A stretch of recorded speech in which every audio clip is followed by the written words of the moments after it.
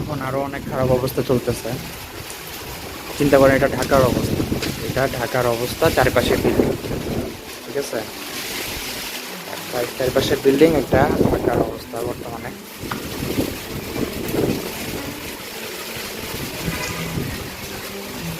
খুবই খুবই বাজে অবস্থা, ঠিক আছে? এটা ঢাকার অবস্থা। তাহলে আপনি চিন্তা করে দেখেন বরিশাল, চিটাগাং এইসব জায়গার অবস্থা কী হইতেছে। একটু চিন্তা করেন আপনারা। 15 ফিট, আমি শুনেছি কিছু কিছু জায়গায় তো 10-15 ফিট পর্যন্ত পানি উঠে গেছে অলরেডি। সবাই তাদের জন্য সাহায্যে এগিয়ে আসবেন এবং দোয়া করবেন। আর যে যেখানে আসছেন দোয়া করতে থাকেন। আর এটা একটা প্রাকৃতিক দুর্যোগ। বিল্ডিংয়ের ভিতরে বসে থেকে নিজেকে মুক্ত মনে করলেই হবে না, আশেপাশে প্রকৃতির উপর অনেক কিছু ডিপেন্ড করে।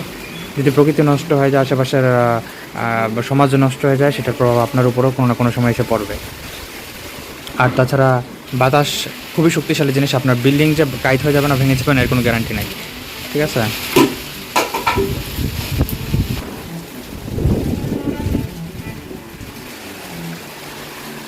তো দোয়া করেন, সৃষ্টিকর্তার কাছে দোয়া করেন, যে যেই ধর্মের আছে ওইভাবে দোয়া করতে থাকেন।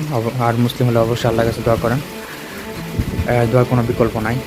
আর অবশ্যই গরিব দুস্থ মানুষ যেই হোক, সে যে কোনো ধর্মের হোক, যে কোনো গোষ্ঠীর হোক, আওয়ামী লীগ হোক, বিএনপি হোক, হিন্দু হোক, মুসলমান হোক, গরিবের পাশে এগিয়ে যাবেন।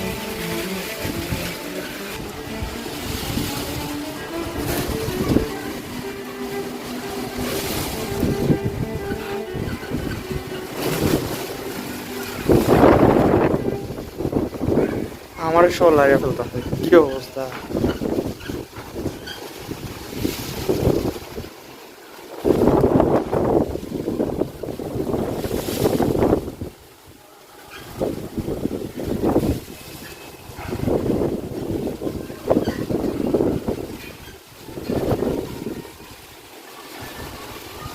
মানুষের মনে এত শক্তি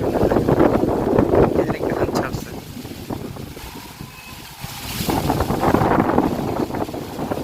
বিল্ডিং এর ভিতরে থাইকা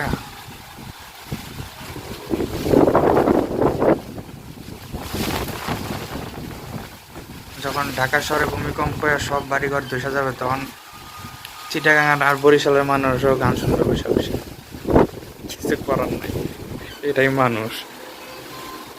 আর এটাই পার্থক্য শিক্ষিত আর অশিক্ষিত মানুষের মধ্যে, বিবেকবান এবং দাজ্জাল মানুষের মধ্যে।